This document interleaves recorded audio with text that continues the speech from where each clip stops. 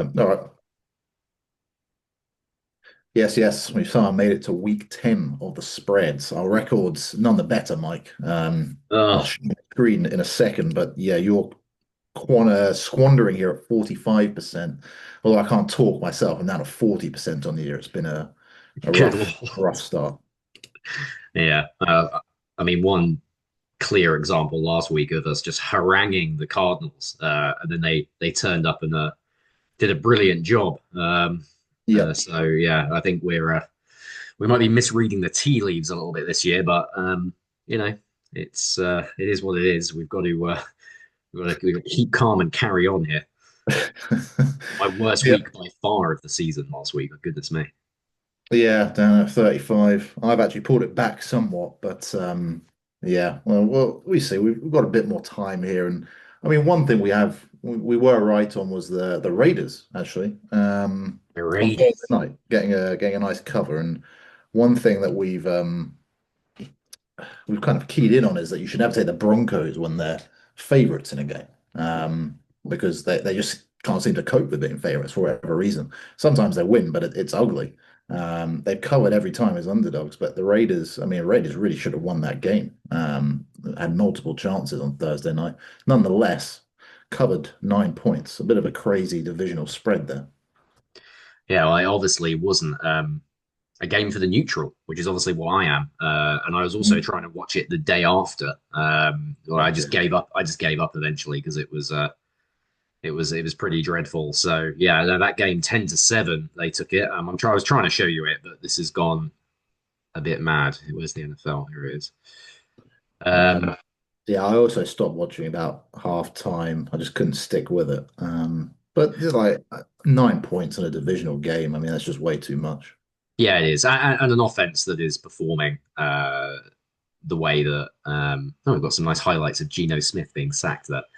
Um, yeah, the way that the Broncos offense is performing, I said 220 yards against what's been a pretty forgiving defense. The Raiders this year just isn't good enough. They've got a problem with Bo Nix, I think potentially. I don't think I don't know. He just isn't able to play at a level consistently where they can really threaten teams. So they just have to lean on that defense, which is a good formula. I'm being very critical, but they're 8-2. But yeah, Uh, yeah. so yeah, I mean, it feels. I said to you the other night, the day, sorry, it feels a bit like that Vikings team with Kirk Cousins at quarterback 3 or 4 years ago, where they were winning a lot of these tight games, relying on a good defense, and then they crashed out in the playoffs in the first round to the Giants that year. Mhm. Brian Daboll's first year as a head coach got to the playoffs. That feels like a long time ago. Yeah, no, Um, it's a good call. Yeah, and obviously 2 games against the Chiefs coming up. You yeah, do worry a bit for the Broncos there in those. yeah, agreed. Well, to start this week, I mean, obviously we've started, we've had a game already, but to start in earnest on Sunday, we're going to be heading to Berlin, Ah, Berlin. uh, Deutschland, um, for Falcons at Colts. Um, I'm just going to take the Falcons here. It's an Mm. international game. Um, these scores never seem to be big blowouts as a general rule. So just based on that alone, really, I don't have a lot of faith in the Falcons particularly. The Colts flattered to deceive a bit last week, but that's not why I'm not. They're allowed to have one bad game. Yeah. That's not why I'm going away from them this week. I just feel like these international games are always close, so I'm going to take the Falcons here. Yeah, they're close and low scoring. I'll probably go for the under on the points there and just see if you can make a quick buck. I'll differ and I'll take the Colts because I just Ooh, think they ooh, got to baby. bounce back. I do think it was a bit of an anomaly last week, and um, yeah, I'm not sure the Falcons are going to hold up against the weapons the Colts have, and Penix on the road as well. I'm International not. game. Let's see. No, fair enough. Fair enough. I really don't have a particular clue on that one. It's just No, gut no, feeling. me neither. Um, Jags at Texans. This actually could be quite fun. Yeah, yeah, really fun. The AFC South maybe regaining some of its glory of the past as the Texans seem to, well, I mean, probably a top five defense for them. The Jags rounding into some form here, and obviously the Colts are the cream of that division. So these games are they have traditionally been very close. I'm going to take the Jags to go in there and get a rogue victory against the Texans. I thought the Texans could have easily beaten the Broncos last week. They just couldn't put them away. And I feel the Jags' ability to run the ball and just take that pressure off the pass rush that the Texans have is going to be key. ETN's really been unlocked there by Cohen since he's been there. I just expect a lot of option here and just keep it easy for Lawrence and maybe boot a 60-yarder to win. So Jags for me. Oh, right. Well, we're off to quite a spicy start here because I'm going to take the Texans. Nice. Um, I don't think it's a good point you make schematically about being able to run the ball. Is always a good formula against a good pass rush, but I don't know. The Jags don't have the tackle play that would fill me with any confidence against the edge players of the Texans. Yeah. Texans look pretty sticky in coverage, and that has been a problem for the Jags this year. They've been struggling to get Brian Thomas Jr. and he's actually out Oh. Sunday. Ooh. So that means they'll be down Travis Hunter and Brian Thomas. I think they just traded for Jacoby Myers from the Raiders, the Jags, but you can't imagine he'll have more than 10 or 15 snaps in the game plan. Mm. Um, so I think they're pretty thin at receiver. The Texans are very good on defense. I think I'm going to go for a low scoring win for the home dog here. So I'll take the Texans. Yeah, nice. That's a very low over under there. 37.5. Yeah, Goodness. that's how the Texans have been playing this year. Every game is a real low scoring slobber Yeah. knocker because they can't pass protect either. And Jags have got all those first round defensive linemen, so it could be Mm. a defensive battle for sure. All right, Patriots go down to Florida. Ooh, Raymond James hosting the Patriots this week. What's your feel on that one? Oh no, it's me first, isn't it? yeah. So yeah, I spoke about this one to you earlier. I think this is a game to enjoy. I'm gonna look forward to this one. I like both of these teams, like both of these quarterbacks. Um, I'm gonna take the Buccaneers here to win by a field goal. I think they've been in all of the games bar one. Really, the Buccaneers they had one bad outing where Baker didn't play well at all. I'm really struggling to think who that was against. Detroit. That was it. Detroit. But I don't know. I think the Patriots are good. I think they'll be a playoff team. They might even win a playoff game. But this is a really tough defensive scheme for a young quarterback to come up against. They're on the road in the heat, in the humidity. I think the Bucks have just come off their bye as well. So yeah, I'm going to say the Bucks here. Tough one. The Patriots have been absolute money on the spreads this year so far. I think 6-3 ATS. Um, hard to back against the Bucks there though. Bucks 6-2, Pats 7. Yeah, I feel like the Pats drop a game. I'm going to side with you and just take the Bucks. I don't think the Pats will go to 8-2. I think they're a good team, but probably not an 8-2 team. Although you can say that about the Broncos as well. But no, I'm gonna side with you here and just take the Buccaneers. Just have a little bit too much for them. I think Egbuka will be back and healthy, which is key for them. And yeah, I think test that Pats secondary out. Yeah, yeah. He might not draw Christian Gonzalez as much because he plays a lot in the slot, Ibuka. So they should be able to get him free against some of the less New England corners. You'd have thought. Yeah. Uh, Browns at Jets. Oh, that's serendipitous. You're picking your home team, hometown team, Thomas. Hometown team. Yeah. Yeah, God help me. It's 2.5 point spread here. The Browns going in as road favorites. I can't remember them being a road favorite at all this year, or even a favorite at all this year. Let me just see how they've done against the spread this year. 3-5, not terrible so far. I'm going to take the Jets to win this game. I just think the Jets have a That will little. be that will be unpopular for you. Yeah, it will. I don't know the Browns on the road is not a recipe for success. I think the Jets just have a bit more calmness there. They didn't trade Brees Hall away, so I mean he's going to be the offense. Really has to be, and then Fields just taking care of the football. I think they get enough done here to beat the Browns. Yeah, just respectfully, Disagree. Yeah, I'm going to take the Browns here. I think the Jets trading away Sauce and the defensive lineman as well, Quinn and Williams. I think they traded as well, didn't they? Or they traded somebody. They traded a big Yeah, name Quinn and defensive. Williams. Yeah, but I mean, yeah, that's not much of a loss for me. Oh, I always thought he was quite a good player. Source Gardner's gone as well. Obviously, the Browns aren't really going to threaten the Jets through the air, but the Jets have really their only formula to win games is to lean on that defense, and they've traded away two pretty big parts of it. So clearly, they're in an absolute rebuild now. They'll be looking to select a quarterback early, I'd imagine. So I think, given that, I'm not sure what the Jets locker room is going to make of all of that.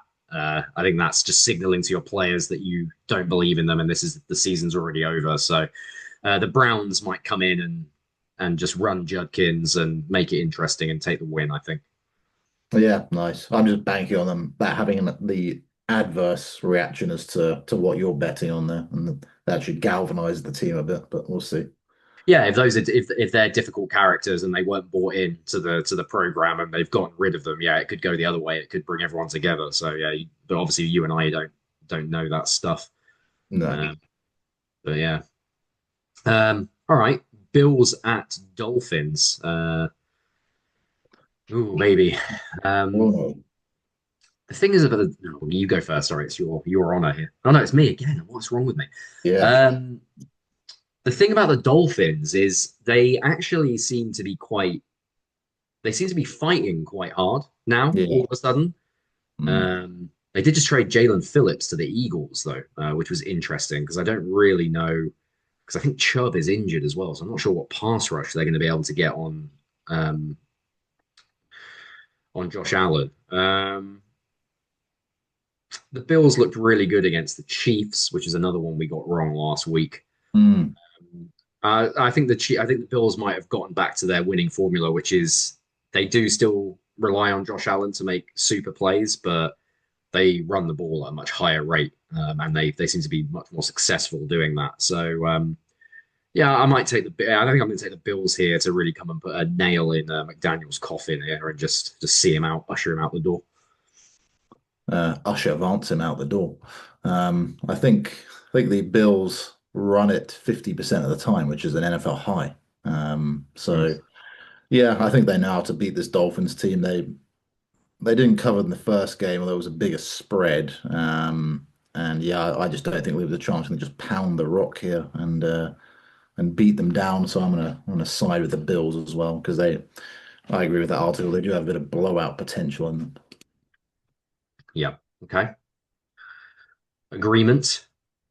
Um, next one to discuss, if my laptop will cooperate, is Giants at the Bears. And a bit. Um, yeah, that really is your honor. Oof. The Bears getting an absolutely stunning win against the Bengals last week. That was a ridiculous game. That was some of the worst defense on both sides I think I've ever seen in that Yes. fourth quarter. Yeah, just awful. It wasn't good Uh, offense. It was shocking defense. um, yeah, 5-3. They've kind of like scrapped their way to 5-3. The Bears it hasn't been convincing, but Ben Johnson's certainly a class above what they've had there for a while. The Giants, speaking of scraps, they enjoy getting real fist fights with people. It seems there's a bit of moxie about this Giants team for once, even with Scatterboo out. Um, they struggled a bit last week, but I'm going to take the Giants to come in here and get a road cover at Soldier Field. Um, Usually doesn't take long for that crowd there to turn on the Bears. If there's a couple of quarters of low scoring, like we saw in the Broncos game the other night, ridiculous. But yeah, I think that if the Giants can come here and control tempo early on, this is quite an easy cover for them. Oh, I disagree again. No, we're disagree city this week. It could I be a think, defining week for the spreads, isn't it? yeah, yeah, yeah. If you go 80% here, you're right back in it. Um, Jackson Dart, not. I don't mean this in a horrible way, but he just has been found out a little bit. So teams are much more wary of his scrambling threat. I see this articles here saying they need to do a better job of protecting him. I'd argue he needs to do a better job of protecting himself. He Mm, runs into a lot of unnecessary contact, Jackson yeah. Dart.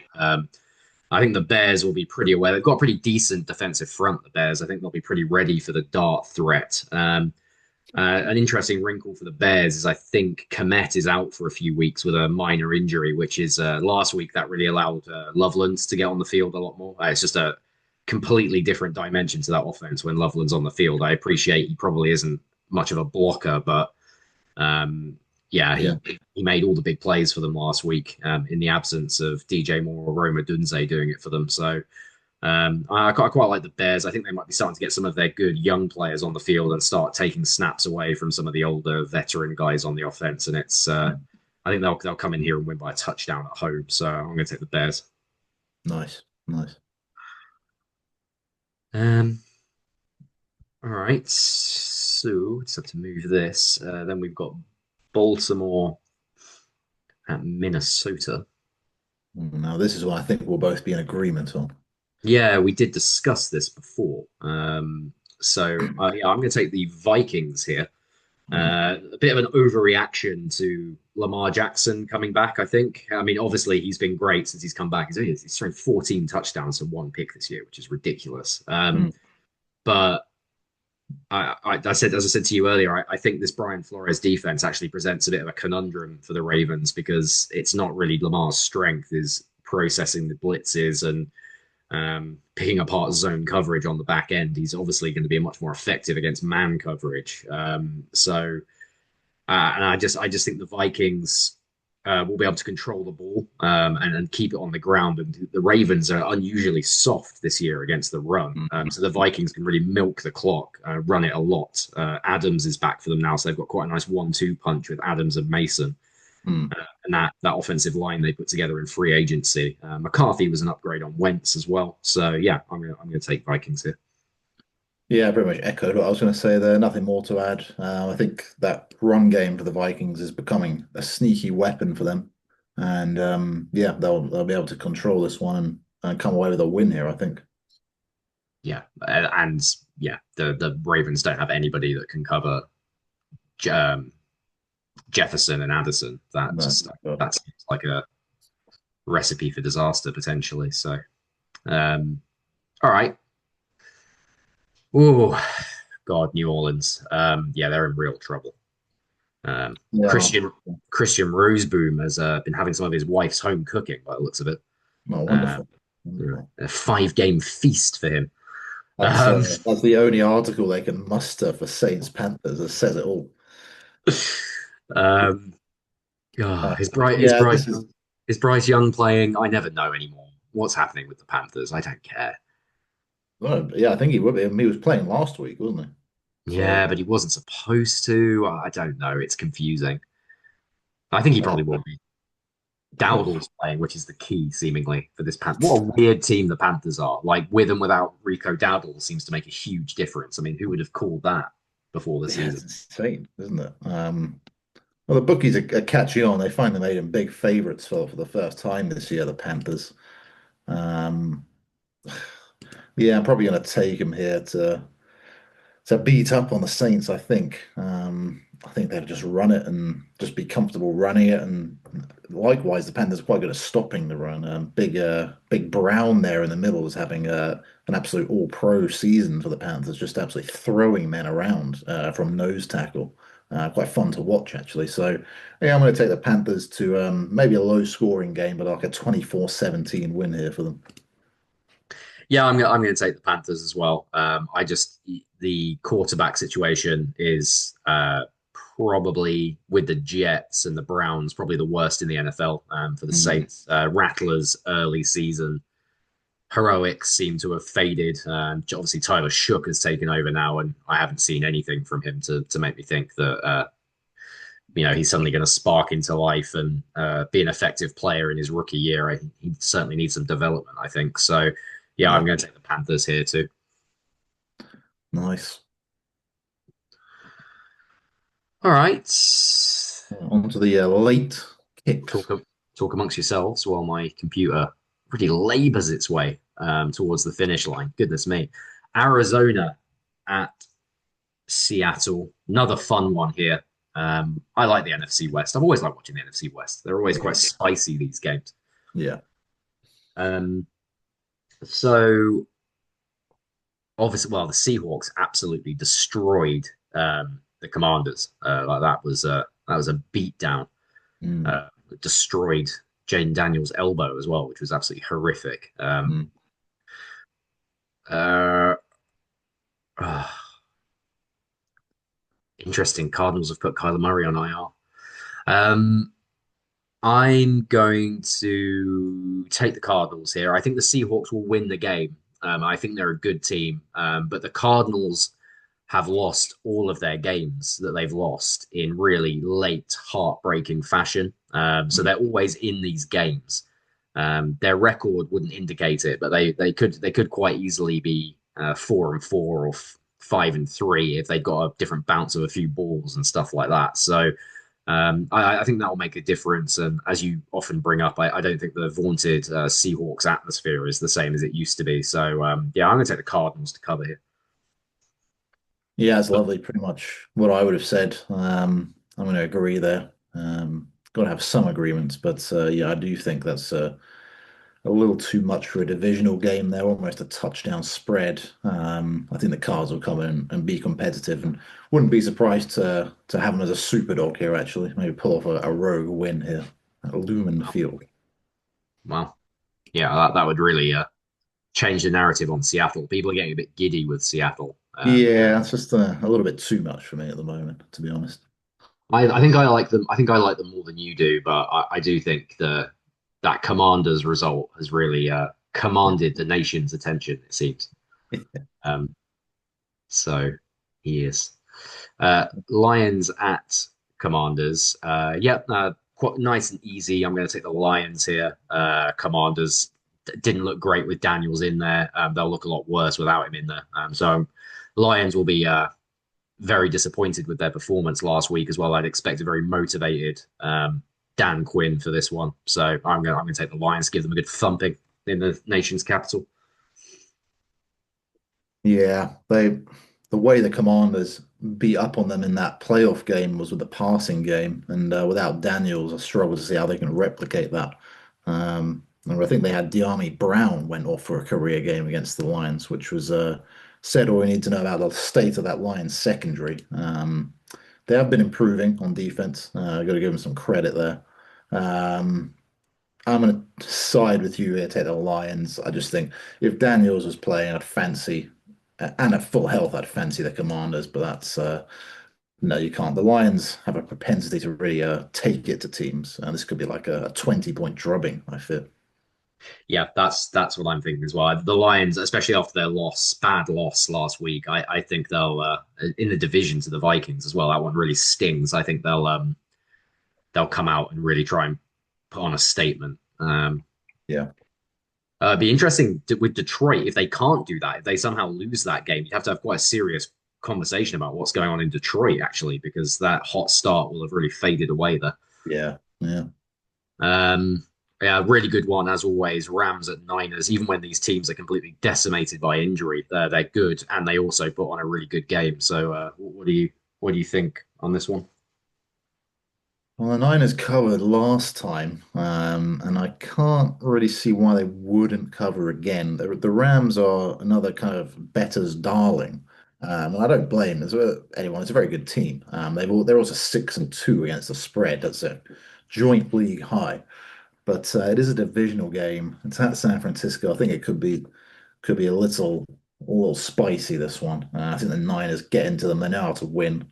Um, I think I can't remember now. Was it Shanahan's record against McVay is very good, or was it the other way around? I can't remember now. There's like a Shanahan absolutely has Sean McVay's number in the regular season. He's won all but one of their games that's in the it. division. Yeah, Yeah, yeah, yeah. All right, that settles it for me. I'm gonna take the yeah. Niners.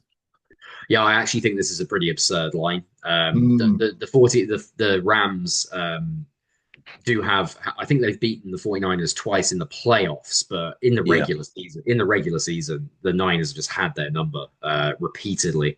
So I'm going to take the Niners until that changes every year on these spreads against these two teams, and just hope for a good game. Because if the yeah, Rams win in a squeaker, I'm not going to be annoyed because we'll have been thoroughly entertained as we normally are by these two teams. So yeah. yeah, but I'm yeah. as we've discussed, it's got to be the Niners going on form. Um, oh dear, No, Pittsburgh at LA in prime time.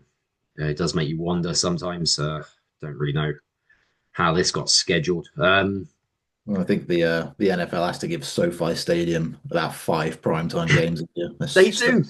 unwritten contract. Yeah, unfortunately. Yeah, it's such a. I guess it's such a big market for them, LA. But the Chargers and the Rams do play on Monday and Monday and Sunday night a lot. Well, yeah, there's also that weird thing where the NFL have offices in the stadium. It doesn't there's definitely some kind of Uh, vested interest there for the NFL.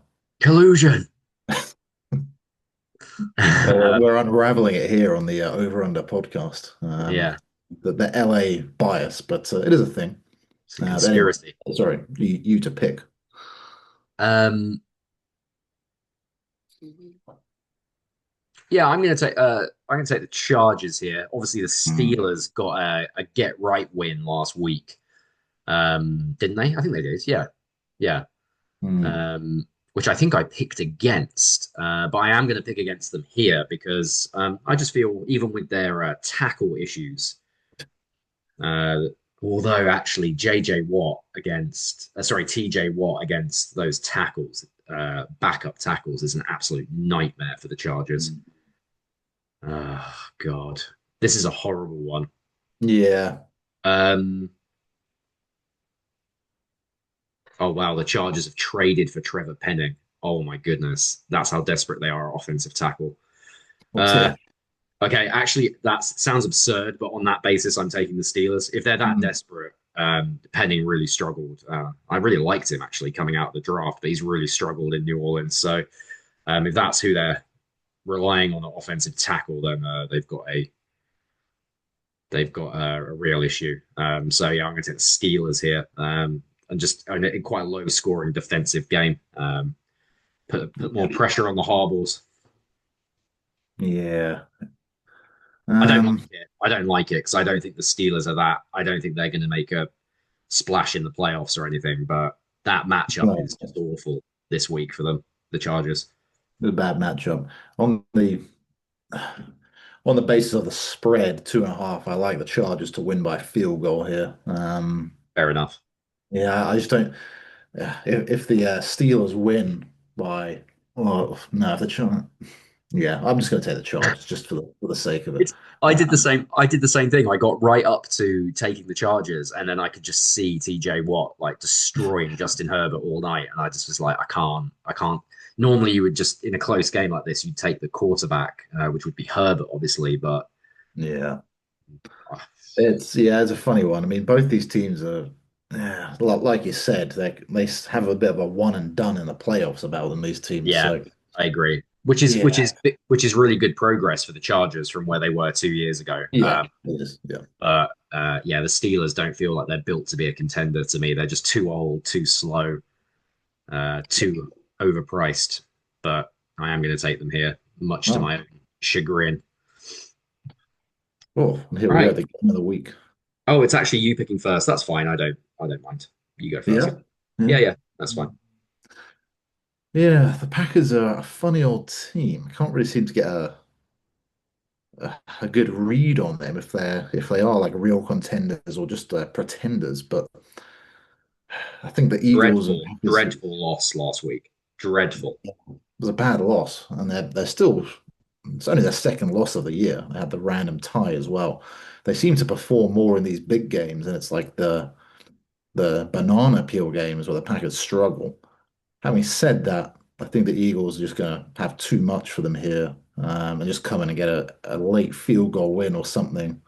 Just be very careful with the ball. The Packers, yeah, they haven't been running it well. I mean, look at Jacobs' average there, and he's 3.8. He seems to be slowing down a little bit. And I mean, apart from some dreadful tackling, on their receivers, they haven't done too much passing it. So I do feel the Eagles just come in here and just smother things, just make things tough. Maybe throw a few things that Lovely's not expecting, and just come away with a sneaky win here in prime time. Yeah, I'm going to take the Eagles as well. I completely agree with your sentiment that this won't be a vintage Eagles win. Hmm. You won't look back at it and think, oh wow, they played well here. But this tends to be just watching the Eagles under Nick Sirianni, which obviously I do very closely. That we normally tend to go on a bit of a run after our bye week. Um, Hmm. uh, I think we won 10 on the bounce or something last year after the bye. Had an early buy and just went on an absolute ridiculous run. So I think that's probably what we're going to see here. And Jordan Love has been concerning me this year. He makes some very strange decisions in the pocket. And I think their offensive line is just okay. I think Carter and the boys should be able to have some fun up front. Jalen Phillips, as I mentioned earlier, has come in. He'll just get some pure pass rushing snaps, which will help the Eagles. Nolan Smith hopefully is back from injury off the bye as well. So I think we can It could be cause the them week. issues.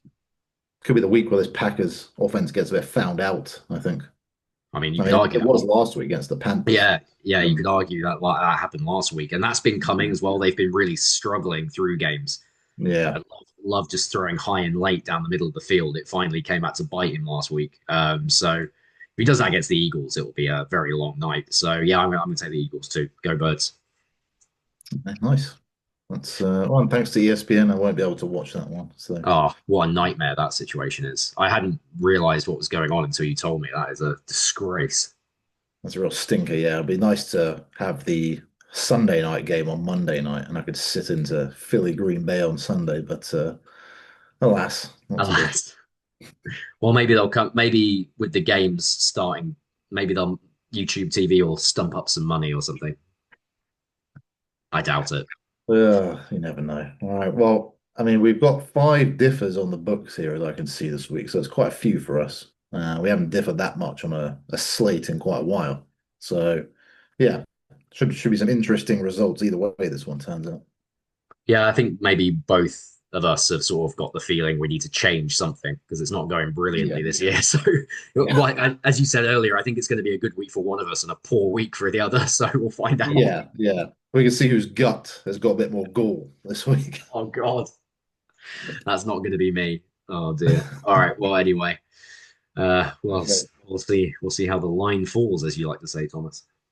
Yep. Yep. Until then, go well. Go well.